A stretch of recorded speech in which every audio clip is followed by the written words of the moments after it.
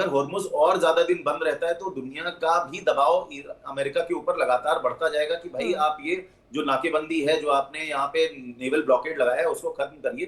तेल के जो टैंकर्स हैं उनको निकलने दीजिए। दिक्कत देखिए दुनिया के लिए बढ़ गई है, भारत के लिए भी। हम जो ये बार बार ये अपनी जो प्रेस कॉन्फ्रेंसेस और मीटिंग्स बुला रहे हैं देशवासियों को अश्योर करने के लिए, कहीं ना कहीं अपने आप में इस बात का द्योतक है कि दिक्कत बढ़ गई है ना, दिक्कत बढ़ गई है, इसमें कहीं कोई शक नहीं है। और साथ में देखिए इजराइल भी लगातार कह रहा है कि अभी ये लड़ाई जारी रहेगी। ईरान ने भी कह दिया है, अमेरिका ने भी कह दिया है कि हम रिजेक्ट करते हैं। तो कहीं ना कहीं वापस ये लड़ाई छिड़ जाएगी, इसके लिए हमें तैयारी रखनी पड़ेगी। बिल्कुल। और ये देखिए, ये तो आने वाले वक्त को लेकर बड़ी चिंता की बात है ही। जैसे लेकिन मेजर विराट ने जो बताया कि भाई रूस के पास में दुनिया का सबसे बड़ा न्यूक्लियर स्टॉक है, बुशर प्लांट चलाता है, टेक्निकल क्षमता ऑलरेडी है। कई बार पुतिन ये वाला ऑफर दे चुके हैं, लेकिन अमेरिका की तरफ से हर बार उसे नकार दिया गया, क्योंकि वो भी जानते हैं कि कहीं ना कहीं आने वाले वक्त में एक बड़ी चिंता का सबब बन सकता है। लेकिन मौलाना असलम रिजवी जी, मुझे एक बात बताइए, इस रूप से भरोसा ना पा रहे हैं, भरोसा ना जता पा रहे हैं, अमेरिका जब कोई प्रस्ताव देता है उस पर सहमति नहीं बन पाती, अपनी तरफ से ऐसी शर्तें दी जा रही हैं जिस पर अमेरिका सहमत नहीं हो पा रहा, तो ऐसे में तो ये चीज कभी सुलझेगी ही नहीं। आपको लग रहा है कि ऐसी परिस्थितियां कभी सुधरती हुई नजर आ रही हैं एनरिच्ड यूरेनियम को लेकर भी? जी नमस्कार नैना जी और पैनलिस्ट में बैठे हुए तमाम हमारे मोहतरम रिस्पेक्टेबल मेहमान।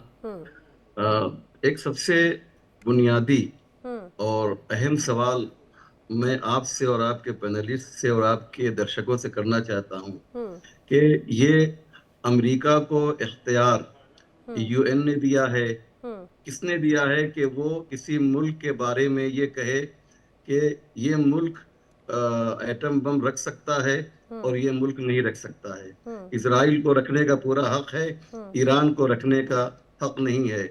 एक मेरा सवाल है, बहुत बुनियादी सवाल है, किसने अमेरिका को ये चौधराहट करने की इजाज़त दी है कि वो पूरी दुनिया में जहाँ चाहेगा इसके प्रेसिडेंट को उठा लेगा, जहाँ चाहेगा दादागिरी करेगा।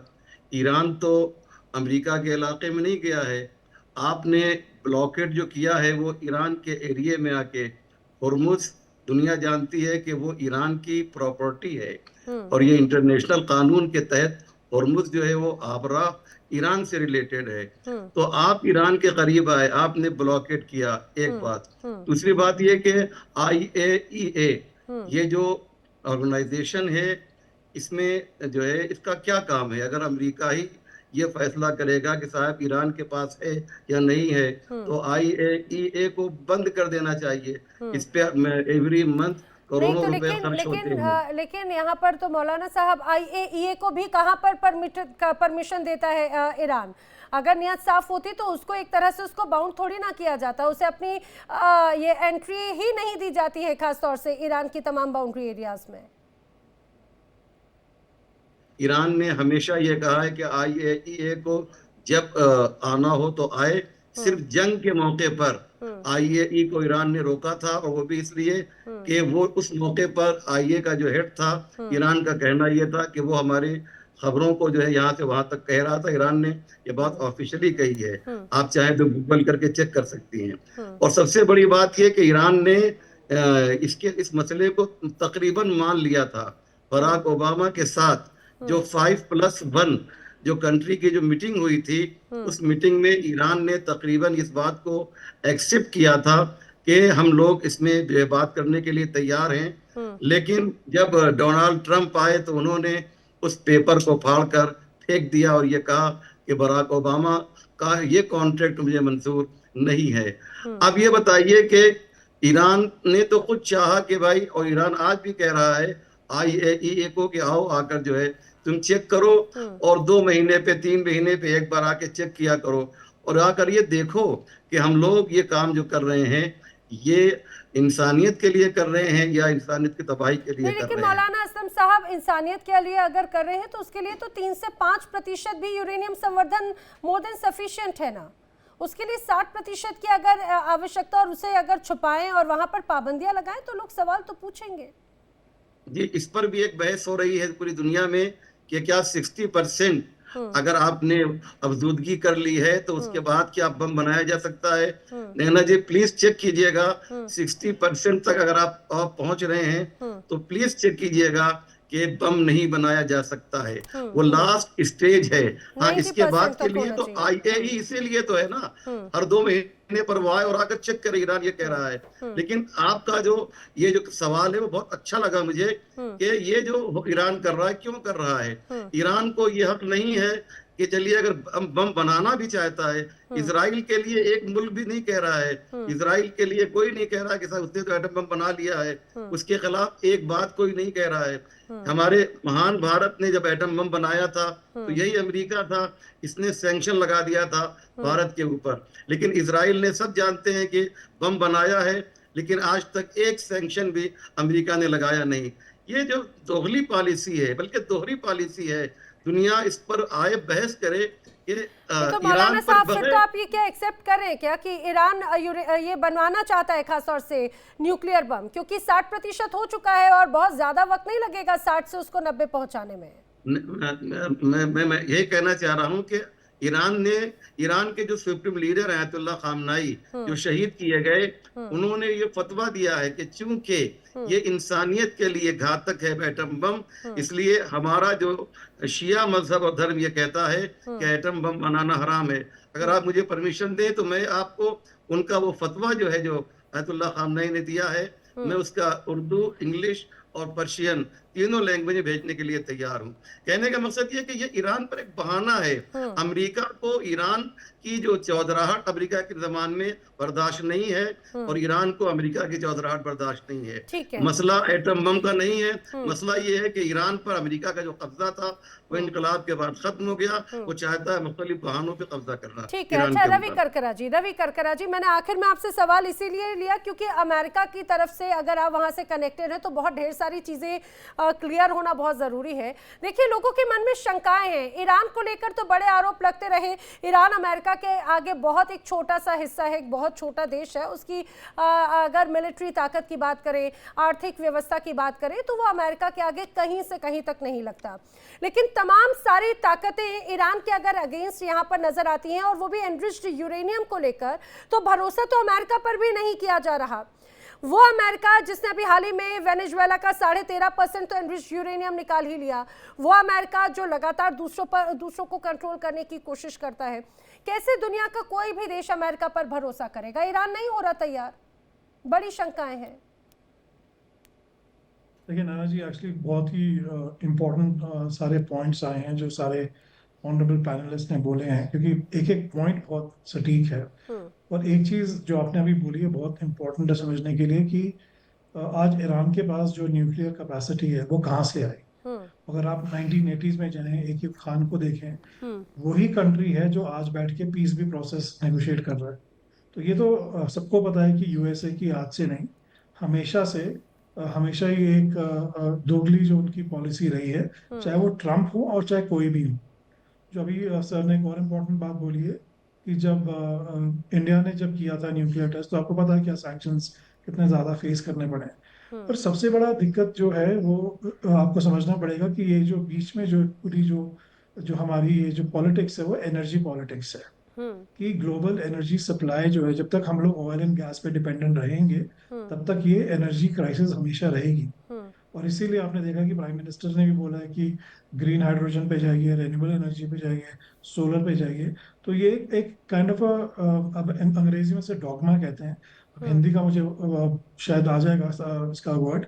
पर मैं ये बोलना चाहूँगा कि जो सिचुएशन है आज, जो अमेरिका की जो कंडीशन बन गई है, जो डोनाल्ड ट्रंप ने अभी सर ने बहुत इंपॉर्टेंट बात बोली थी कि आइसोलेट हो गया है। तो ट्रंप ने पिछले 1.5 साल में अमेरिका को हर एक तरीके से बहुत ज्यादा आइसोलेट कर दिया और वो मार्केट को भी शॉर्ट कर रहा है। इसमें काफी ज्यादा इसमें जो है इसके पहलू है।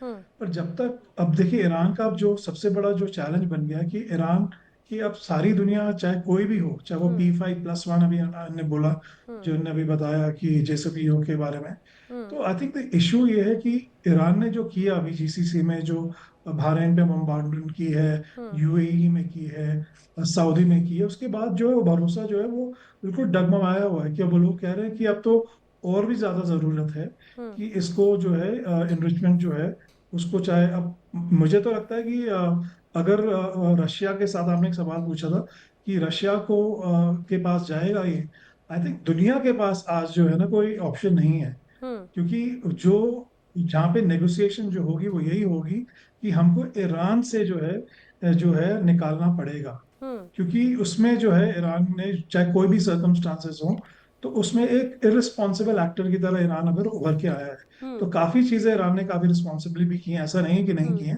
पर आज के दौर में, क्योंकि मैं अनबायस्ड आपको बताना चाहूंगा कि मुझे लगता है आज जो दुनिया का भरोसा जो है वो स्पेशली जीसीसी पॉलिटिक्स में, और दूसरा जो है कि अगर ईरान ये बनाता तो इसराइल की बात नहीं है, सऊदी अरेबिया बार बार ये प्रश्न पूछ चुका है अमेरिका से, आपने पाकिस्तान का पूरा न्यूक्लियर प्रोग्राम बनाया, पाकिस्तान तो आपको कुछ नहीं दे रहा, क्या फायदा है पाकिस्तान का? पहले कोल्ड वॉर थी, ठीक थी, पर अभी तो कुछ नहीं है ना। तो आपने इसराइल का आपने उनको सशक्तिकरण किया, यस। चाहे कोई भी बोले, चाहे फ्रांस ने किया, कुछ भी किया, पर सऊदी ये बोल रहा है कि आज इस सिचुएशन के बाद, फरवरी 28 के बाद अगर ये होगा तो हम कहाँ से रह जाएंगे। और उसमें लास्ट पॉइंट मैं बोलना चाहूंगा जी जी। कि जो लोगों ने साउथ अफ्रीका से सीखा, जैसे आपको पता है कि साउथ अफ्रीका दुनिया की एक ही ऐसी कंट्री है जिसने वॉलंटरी तरीके से अपने आप को डी न्यूक्लियराइज किया था, और वो आज तक इस डिसीजन को रिग्रेट करते हैं। तो उनमें बहुत ज्यादा चीजें जो हैं सीखने की हैं, दुनिया जो है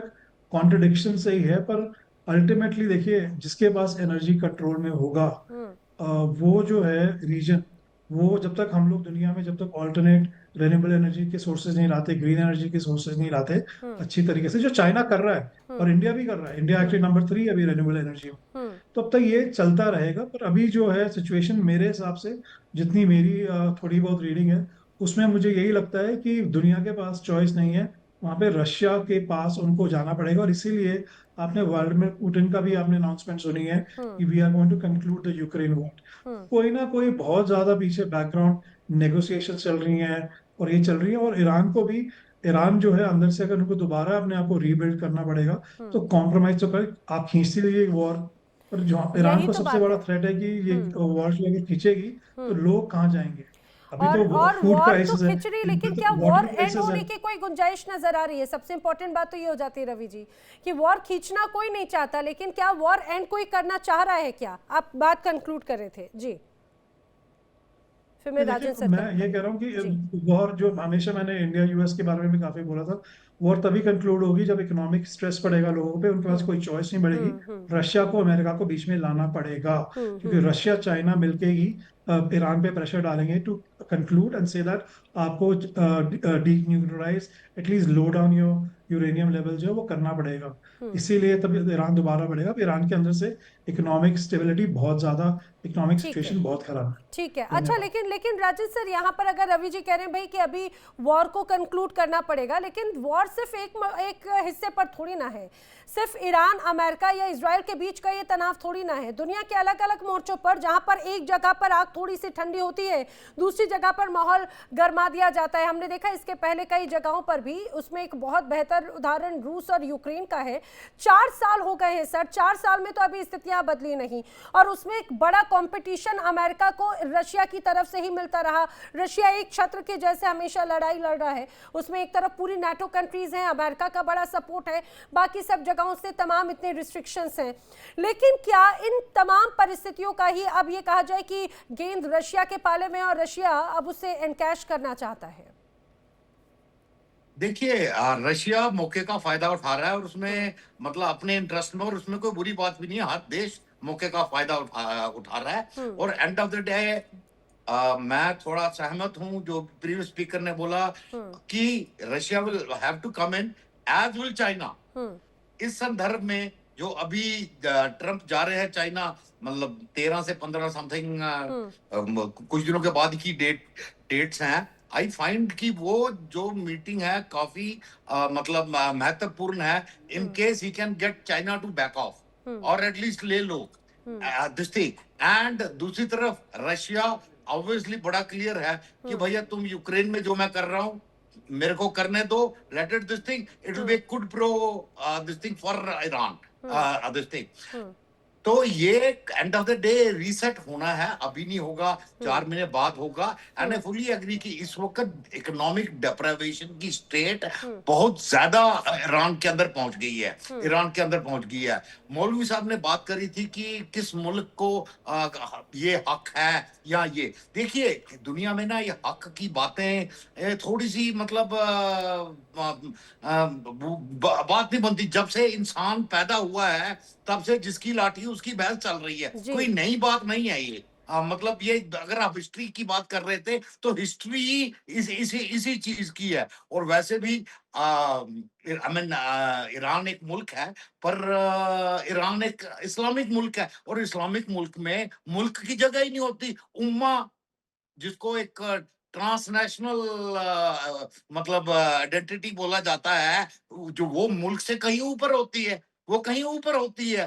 तो एग्जैक्टली मैं इसको देख रहा हूं as outright clash of this thing, कि अभी इस्लाम के जो दो गुट हैं, सऊदी अरेबिया और यूएई एक तरफ और ईरान लेड एक तरफ, इनके बीच में कॉन्फ्लिक्ट है। मैं पहले दिन से बोल रहा हूं कि यूएई और अरेबिया, सऊदी अरेबिया, ये मिलके इस्लाम को एक नए रूप में पेश करना चाहते थे। अब इस उम्मा का हेड कौन होगा? जब तक ईरान है सऊदी अरेबिया नहीं हो सकता, सऊदी अरेबिया नहीं हो सकता। इसीलिए सऊदी अरेबिया फंड कर रहा है इस वार को। और मेरा पूरा यकीन है कि इजराइल खाली खींच के नहीं लाया अमेरिका को इस जंग में, इसमें सऊदी अरेबिया का बड़ा हाथ है और ईरान को पता है। इसीलिए वो सऊदी अरेबिया और ईरान, यूएई, इनके ऊपर मिसाइलें मार रहा है। सो इस लड़ाई के दूसरे डायमेंशंस हैं, जिसको उम्मा का कंट्रोल भी बोल सकते हैं, वो डायमेंशन भी इस लड़ाई के अंदर है। मौलाना साहब शायद सहमत नहीं है, वो इस पर आपत्ति जता रहे हैं। जी सर, मैं एक बात जो है आपके लिए वाज़ेह कर दूं, क्लियर कर दूं कि पहले तो आप ये समझ लीजिए कि मुसलमानों में दो ग्रुप हैं, दो नज़रिए हैं। मैं सुन्नी शिया नहीं कर रहा हूँ, मैं दोनों धर्म का बहुत एहतराम करता हूँ और मेरे सुन्नी स्कॉलर्स भी बड़े अच्छे अच्छे दोस्त हैं। लेकिन आपने क्या किया है कि लफ्ज़ उम्मा जो इस्तेमाल करके वो जो हमारे सुन्नी भाई हैं उनके ओपिनियन को, उनके नज़रिए को बयान किया है। ये जो फ़िक्र है, ये जो आइडियोलॉजी है, ये अहले सुन्नत हमारे सुन्नी भाइयों की है। हम लोग शिया हैं 57 कंट्रीज में, समझ लीजिए कि एक अकेला कंट्री ईरान है जो शिया है। और ये जो उम्मा का जो कॉन्सेप्ट है, मैं चाहता हूं कि नैना जी आप और आपके दर्शक भी इसको समझ सकें कि ये जो उम्मा वाला जो कॉन्सेप्ट है, हम लोग इसको जो है इसका डिनाई करते हैं। एक्चुअली हम इसको मानते ही नहीं हैं। ये बिल्कुल ऐसे ही है कि जैसे मैं आपको कहूं कि आप रावण को जो है की पूजा करते हैं। अरे आप तो रावण के एंटी हैं, मुखालिफ हैं, आप तो उसको जलाते हैं और मैं कहूँ कि साहब आप उसकी पूजा करते हैं। ऐसे ही ये जो कॉन्सेप्ट है उम्मा वाला, हमारे यहाँ उम्मा का कॉन्सेप्ट नहीं, नंबर एक। दूसरा, हमारे यहाँ जिहाद का बात आ गई तो सुन लीजिए, हम लोग जो है जिहाद को नहीं मानते। हमारे यहाँ जिहाद का कोई कॉन्सेप्ट नहीं है। आपके इतने अच्छे और बेहतरीन चैनल पर मैं पूरे एतमाद और भरोसे के साथ मैं कह सकता हूँ, मेरी किताबों में देखिएगा, शियों की किताबें, हमारे यहाँ जिहाद नाम की कोई चीज नहीं है। कभी आपने सुना कि कोई ईरानी ये कहता हो कि हम जिहाद कर रहे हैं अमेरिका के खिलाफ? नहीं, हमारे यहाँ वो डिफेंस है। अगर उसको आप नाम भी देंगे तो होली डिफेंस आप कह सकते हैं, जो अमेरिका के खिलाफ भी ईरान कर रहा है। पाकिस्तान क्या करता है? पाकिस्तान में जिहाद है या नहीं है? पाकिस्तान में जिहाद है, और वो जिहाद है जो पाकिस्तान हिंदुओं से कम करता है, हम शियों से ज्यादा कर रहा है। पाकिस्तान में हफ्ते में एक शिया स्कॉलर जो है उनका टारगेट है पाकिस्तानियों का। लेकिन ये तो बड़ी वही बात हो गई ना कि आप एक तरफ मुस्लिम या इस्लामिक कंट्री की बात करते हैं, मुस्लिम भाई भाई की बात करते हैं, लेकिन उसी के नाम पर ही एक दूसरे को मरने मारने पर एक तरह से उतारू हो जाते हैं। लेकिन अच्छा सवाल है जी, नहीं, मुझे इसका जवाब प्लीज, इसका जवाब दे लेने दीजिए। जल्दी ये बहुत अच्छा सवाल है आपका कि हाँ, ये जो बात हम कह रहे हैं, मुस्लिम भाई हैं, यहाँ पर जो गवर्नमेंट है, यानी सऊदी गवर्नमेंट है या यूएई गवर्नमेंट है, ईरान की मुखालफत उससे है, लेकिन वहाँ की जो जनता है, वहाँ के जो लोग हैं, उससे कोई मुखालफत नहीं है। और ईरान ने जो कतर पे, यूएई पे और कुवैत वगैरह पे, बहरीन पे जो हमला किया है, वहाँ के पब्लिक एरिया पे हमला नहीं किया है, बल्कि जहाँ जहाँ अमेरिका की प्रॉपर्टी थी या अमेरिका से मरबूत कोई कंपनी थी, ईरान ने वहां पर हमला किया है। और ये बात दुनिया जानती है कि ठीक वहाँ है। की जनता से ईरान का कोई लेना देना नहीं है, ठीक जो है। झगड़ा है वहाँ की गवर्नमेंट से है। ठीक है, देखिए वहाँ की नीतियों से हो सकता है, लेकिन मेजर विराट जी अब मैं सबसे जल्दी एक बार रिएक्शन ले लेती हूँ। मेजर विराट जी, अब जो परिस्थितियां यहाँ पर नजर आ रही हैं एनरिच यूरेनियम को लेकर, कोई समाधान भी है या नहीं है? क्योंकि ईरान तैयार होगा नहीं, अमेरिका झुकेगा नहीं, और परिस्थितियां क्या यथावत यूं ही चलती रहेगी, और रशिया फिर क्या एक तरह से मजबूरी बन जाएगा अमेरिका के लिए एक्सेप्ट करना? नैना मैम, बस इसमें एक चीज कहूंगा कि अभी आने वाले दिनों में ये 14-15 तारीख को जो मीटिंग है शी जिनपिंग साहब की और ट्रम्प साहब की, इस मीटिंग से हो सकता है कि कुछ आगे बातचीत बढ़े। देखिए इंडिया डेली 24/7 अब आपकी स्मार्ट टीवी पर। इंडिया डेली मौजूद है सभी डिजिटल प्लेटफॉर्म पर लाइव और लगातार। इंडिया डेली 24/7 हर दिन राष्ट्र को समर्पित।